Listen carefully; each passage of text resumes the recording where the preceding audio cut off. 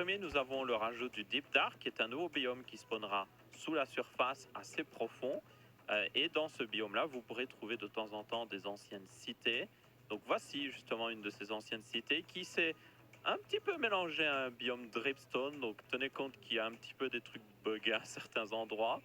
Vous pouvez voir qu'il y a d'abord des énormes couloirs qui traversent cette ancienne cité avec des bougies un petit peu partout. Normalement, ils l'ont garanti, les mobs ne peuvent pas spawner dans l'ancienne cité. Là, j'ai vu un Enderman, mais c'est à mon avis dû au fait qu'il s'est téléporté ici. Mais normalement, il n'y a pas de mobs qui peuvent spawner ici. Donc, c'est-à-dire que le seul danger que vous avez, c'est le Warden. Vous avez aussi ces chemins avec de la laine, ce qui est certainement dû au fait que la laine, je vous rappelle, permet de bloquer les sons.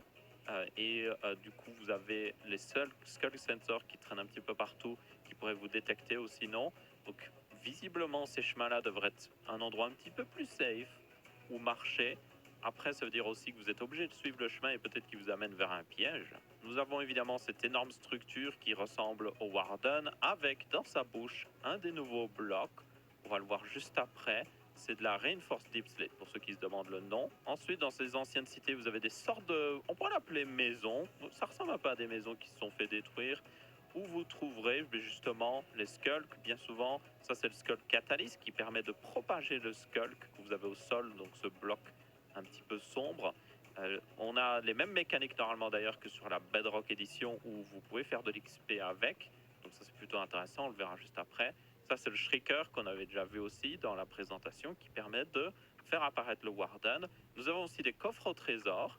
Et ces coffres au trésor, il faut faire attention par contre, quand vous les ouvrez évidemment, voilà, ça va activer le Shrieker parce que ça fait du bruit. Il faudra en tenir compte. Et comme vous pouvez voir dedans, nous avons aussi un nouveau enchant qui s'appelle le Swift Sneak, qu'on verra aussi encore une fois juste après. Donc ces cités sont assez grandes pour le moment. Ils ont dit que ça a débordé d'ailleurs un petit peu sur les autres biomes à côté, donc il y avait un petit peu des fails de génération, on peut le dire. Ici, on a d'autres structures, comme vous pouvez voir, Ça peut faire jusqu'à 250 blocs, je peux vous dire. qui ressemblent un peu à des maisons À ou quel des point c'est temples grand. un petit peu, avec encore plus de shriekers, de catalystes et des coffres au trésor aussi. On verra d'ailleurs un petit peu après ce qu'on peut obtenir dans ces coffres au trésor. Peut-être qu'il y a des trucs très précieux en plus de ce nouvel enchant. Et juste, globalement, c'est ça. L'ancienne city, vous avez ces routes avec la laine, vous avez le chemin principal qu'on a vu avec les arches, et puis vous verrez des structures par-ci, par-là qui complètent un petit peu l'endroit. Est-ce que cette chauve-souris est en train d'activer tous les skull sensors? Ok, donc les chauves-souris vont vous spawner des wardens sur le visage, littéralement. Donc faites attention, s'il y a une chauve-souris, vous tirez dessus avec un arc, basiquement. Alors commençons par le bloc qui certainement interroge le plus de gens, vu que les autres, on a un petit peu vu à quoi ils servent. Donc ça, c'est le Reinforced Deep Slate. C'est un bloc que vous ne pouvez pas crafter, donc vous ne pourrez seulement le trouver dans les anciennes cités. Et ce bloc a des particularités très intéressantes. Donc je vais juste prendre quelques outils pour les illustrer. Premièrement, ce bloc résiste totalement aux explosions. Donc là, si je fais péter une TNT par-dessus, vous allez voir qu'il ne se passe littéralement rien. Autre propriété de ce bloc, alors je ne sais pas si c'est définitif, mais yep, il résiste même au Wither. Donc l'explosion du Wither, mais aussi aux dégâts de bloc du Wither. Parce que le Wither peut casser l'obsidienne, notamment quand vous poussez de l'obsidienne dans un Wither. Mais là, comme vous pouvez voir, ça fait comme la Bedrock. Il reste coincé. Et il fait énormément de bruit aussi. Au revoir. Bonjour. Et la dernière particularité de ce bloc, qui est évidemment très intéressante, c'est que vous pouvez le pousser avec un piston.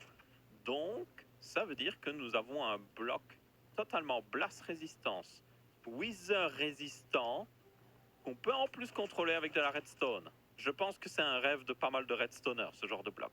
La dernière update, le seul bloc qu'on avait de similaire, c'était l'ancien débris, mais l'ancien débris ne résiste pas au wither. Le fait qu'il résiste au wither, ça rajoute une dimension en plus, on peut le dire, pas une dimension comme le Nether. Je parle juste beaucoup de possibilités parce que, par exemple, vous pourriez faire des fermes beaucoup plus facilement parce que le Wither permet de casser. Vous pourriez même créateur de jeu, pas vraiment qu'il fasse ce genre de truc maintenant. Maintenant, nous avons les blocs de Skulk, les différents. Donc, vous avez le Skulk Sensor, vous avez le Skulk, nous avons aussi le Skulk Vein, le Skulk Catalyst et le Skulk Shrieker. Donc, juste pour rappeler très vite fait, le Skulk Sensor, lui, détecte vos mouvements et peut output un signal de redstone. Il va aussi trigger le Shrieker. Donc, si un Skull Sensor vous détecte, ça va envoyer un signal au Shrieker qui va faire un appel. Et ça va appeler le Warden, on le verra juste après.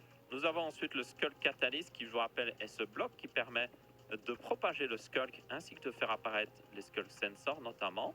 Donc si je fais une petite tour pour faire tomber des mobs, c'est le trigger d'ailleurs pour le Skulk Catalyst. C'est si un mob meurt à côté, il va spawner, comme vous pouvez voir, du Skulk, mais aussi du Skulk Vein. Et ce Skulk, pour ceux qui n'auraient pas vu les bêtas, si vous le cassez avec un outil, à peu près n'importe quel outil en réalité, même à la main, donc là je vais passer en survie, le touch pour ceux qui voudraient faire de la déco. Et du coup, ça donne déjà pas mal d'XP, et donc, mais aussi faire en sorte de stocker de l'XP. Alors c'est peut-être pas la manière la plus efficace de stocker de l'XP, mais ok, maintenant on va aller voir le dernier bloc de Skull qui est le Shrieker, qui est certainement le bloc qui va effrayer le plus de gens parce que c'est celui qui fait spawner le Warden. Et on va aller voir le Warden en même temps. Je vais mettre une full armure de Netherite. Bon, elle n'est pas enchantée, mais elle est déjà vraiment pas mal. C'est un meilleur stuff que la plupart des gens auraient quand ils finiraient dans une ancienne cité parce que c'est juste sous le sol. Hein. Vous pourriez finir dans une ancienne cité en même pas 5 minutes après le début de votre jeu, hein, si vous êtes vraiment assez fou. Du coup, ben, je propose de voir ce que ça fait. Je vais peut-être me donner quelques Golden Apple normales, pas de notch. Et nous sommes en survie. Donc, je vous rappelle, la mécanique est la suivante. Vous devez shifter pour ne pas vous faire repérer. Toutefois, une particularité qu'ils ont rajoutée, c'est si vous shiftez sur un Skulk Sensor, ça l'active quand même. Donc ça, il faut faire attention. Et là... Oh, il a déjà spawné. Et nous avons aussi l'effet de Darkness qu'on avait déjà vu. Oh la vache, ok, il a spawné vite.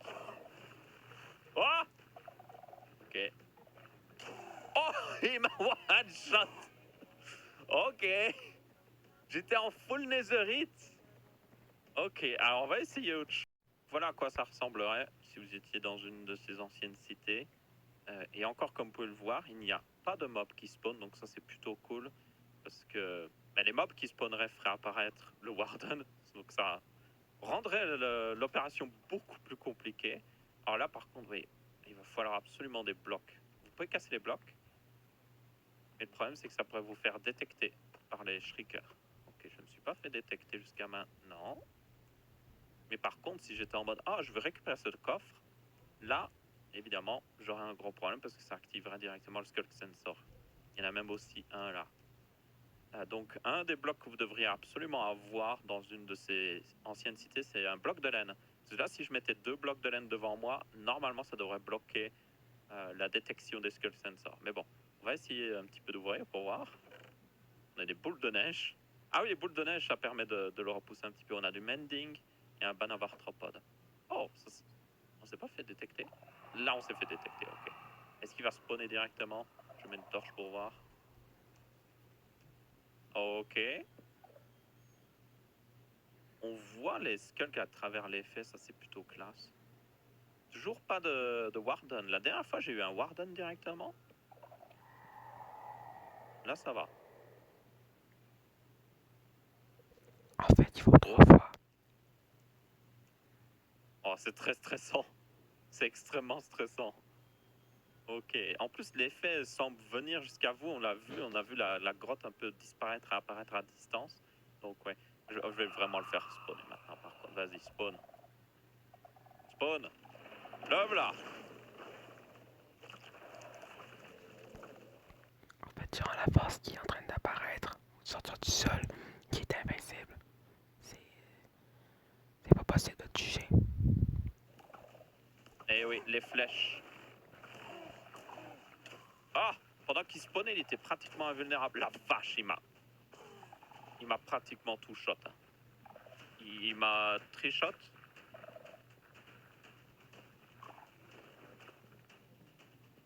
Ça, c'est un truc que je vais tester. Ah, ben voilà.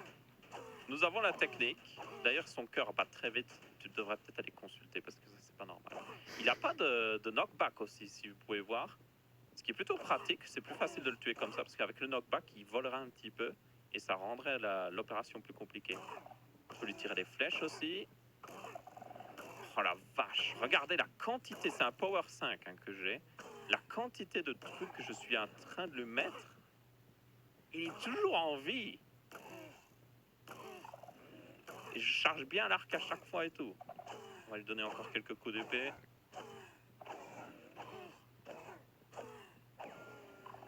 Voilà, il est enfin mort. Waouh, ok. Alors, ça c'est certainement, c'est pas un boss, mais c'est le mob le plus compliqué de Minecraft jusqu'à maintenant, vraiment. Le Wither est compliqué, mais le Wither vous le spawnez vous-même, donc vous êtes forcément préparé. Ça, il pourrait spawner dès le début de votre jeu sans que vous, si vous faites pas attention, et là, bonne chance, franchement bonne chance. Donc ça ressemble assez bien à ce qu'on a vu dans la présentation. Donc on avait aussi l'effet de Darkness, comme je vous ai montré. C'est un nouvel effet de potion que vous avez seulement, justement, quand vous avez activé